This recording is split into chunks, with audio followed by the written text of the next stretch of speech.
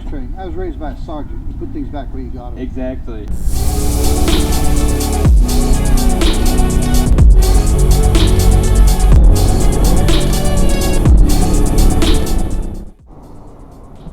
What is going on, guys? So I've got a couple things I want to talk about relative to not just this bike, but 90s bikes in general. Oh, I gotta get moving though, because it is getting hot in this gear. Those of you that don't know,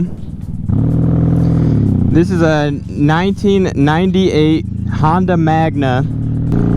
So I've had this bike for a little bit over a year, and I've had a couple little issues with it so far. And I think a lot of people, when they're looking at getting a bike, are a little bit more afraid of an older bike because of parts availability. And I mean, I had thought about that before I bought the bike. Being a 26-year-old bike or 25-year-old bike, I had thought about it, but I just didn't know when I would experience not being able to find a part. This bike has been discontinued since 2002, 2001, 2003 maybe. So Honda hasn't been making a lot of the parts. They still do make some of the parts, OEM, but a lot of them are gone. So I actually had, this bike was down for about a month and a half just earlier this summer because I had a part in the carburetor brake.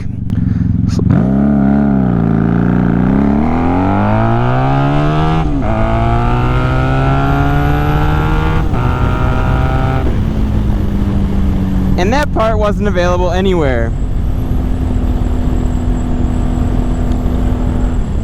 It was a spring. So there's a spring that operates the vacuum actuated part of the carb, and it broke into like 3 pieces. So it just messed up the way the carbs were working. This bike has 4 carburetors in it, and they all have to work perfectly together or it runs really weird. So having one carb messed up make the whole bike really run weird. But that's kind of beside the point. The point is I took the carbs off, I figured out what was wrong with it, and then I went to buy the spring, and the normal methods, like you go to like Motosport or Partzilla and you just go to the diagram and click the part, and then it says unavailable, and I'm like, oh no. So I go to another source and it says unavailable, and then I finally find one that says they have some. I order them and I get a phone call and they're like, hey, by the way, sorry, that's actually an unavailable part. So I was like, oh no, now what do I do? So I spent probably like the better part of like 4 hours just Googling, trying to find. I was measuring the spring. I had this whole jig to measure every aspect of the spring, including the compression, and I just could not find one available that matched that spring at all. It's a really strange spring. So I looked up what it would cost to get a custom spring made with those measurements, and it was going to be like $300, which is just insane for a $10 part. And then I posted on a forum. There's a V4 muscle bike forum. It's v4musclebike.com. It's kind of an old school forum, but they've got a lot of active members still. And I posted, I'm like, hey, I cannot find a spring anywhere for this bike. I've been looking and looking. And so I get a response from this guy who's like, hey, check out Billy's Outback. Billy's Outback is who it is.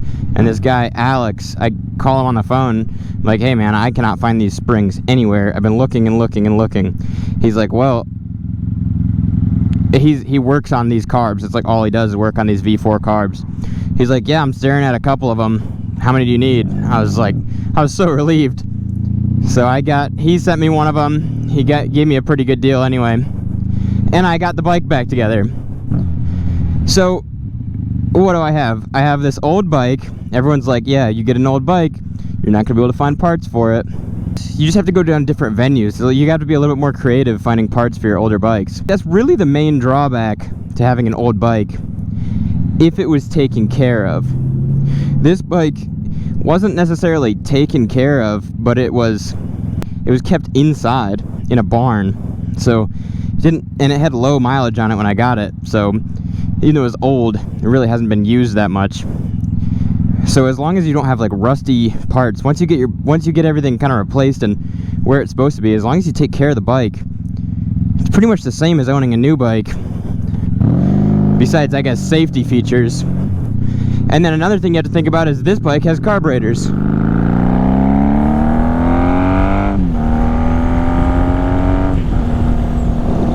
Where most of the new bikes are going to be fuel injected. You pretty much, unless you want to buy a really small bike, or there's a couple bikes that are still made with carburetors.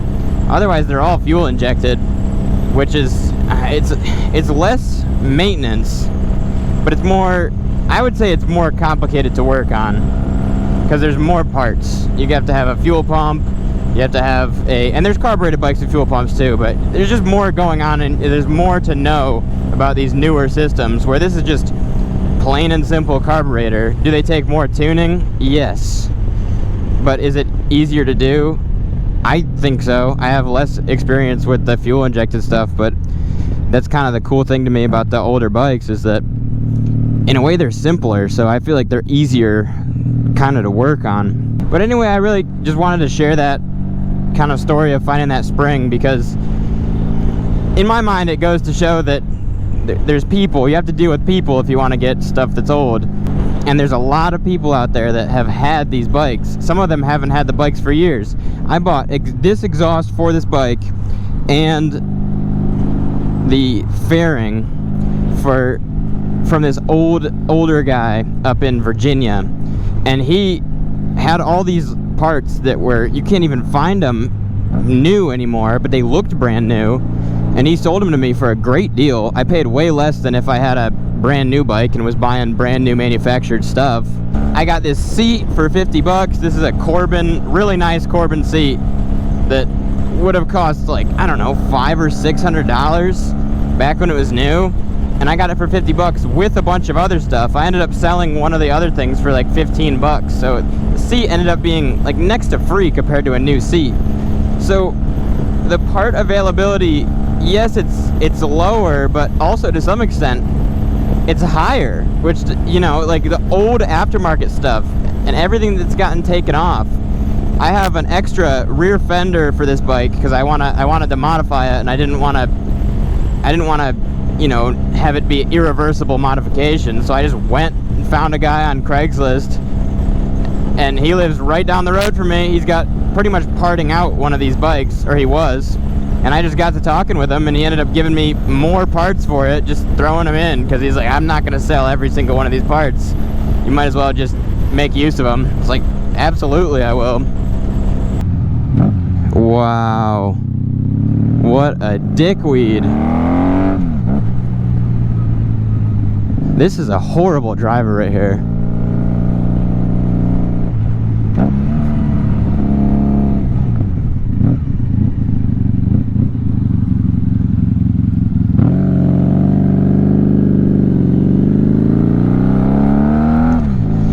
So I guess my answer to the question, is a 90s motorcycle going to be harder to find parts for? My answer is no. Overall, it hasn't been. I've gotten so many parts for this bike, and it's been overall easier. It just, when a fluke thing breaks, like that spring, you might take a little bit longer to find it, but they're all over the place. I mean, if you're buying a one-off motorcycle from the 90s, you're gonna have problems. But if it's a popular bike like this Magna was, or at least somewhat popular, you're not gonna have those big problems with finding parts. And I've also got two 80s bikes that I've been working on, and finding parts for them hasn't been actually hard at all. I'm not getting OEM parts. I'm finding like small eBay companies that are manufacturing just a couple of the parts, but they're just two old Hondas I have, and I've been able to find everything so far. But I guess that's pretty much all that I have to say about the 90s bike versus going and buying a new bike. But I also wanted to talk a little bit about just the channel and where my mind's at with the channel, because I have another bike that I haven't really talked about yet that I'm going to be building. The Shadow that I'm fixing on the channel it's pretty much done, and I've got maybe 1 or 2 more videos to come out on that thing.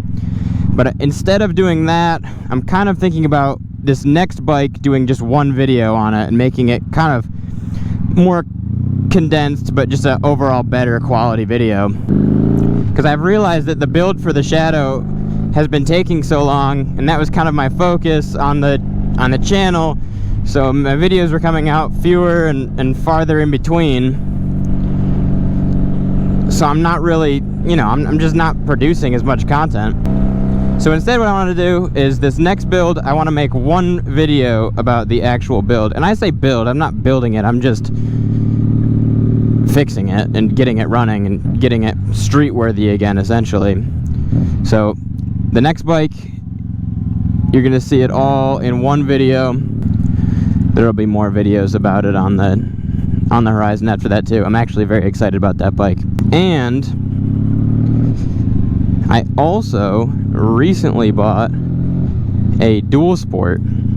It's a Honda 650L, and I got a pretty good deal on it.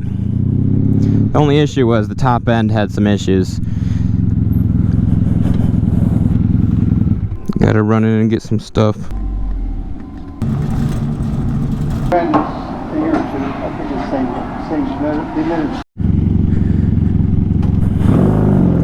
Man, that guy had so much to say. My camera overheated sitting there talking to him. I got a new 650. It's basically a dirt bike that you could take on the road, and it's like a huge dirt bike. But I've got the cylinder I just got back from, I sent to a shop in California. I had to take the whole top end apart and redo it.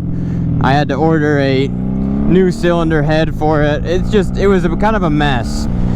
But I did get to ride it for a little bit, and it's so much fun being able to, you can ride it anywhere.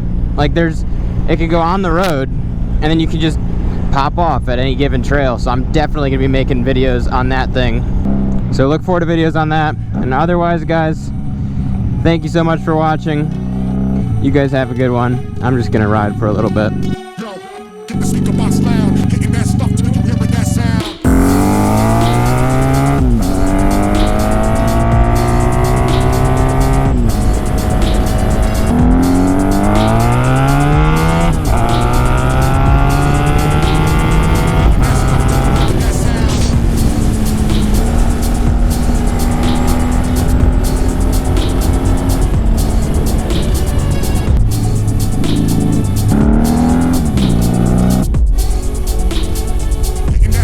Oh, his head was crazy.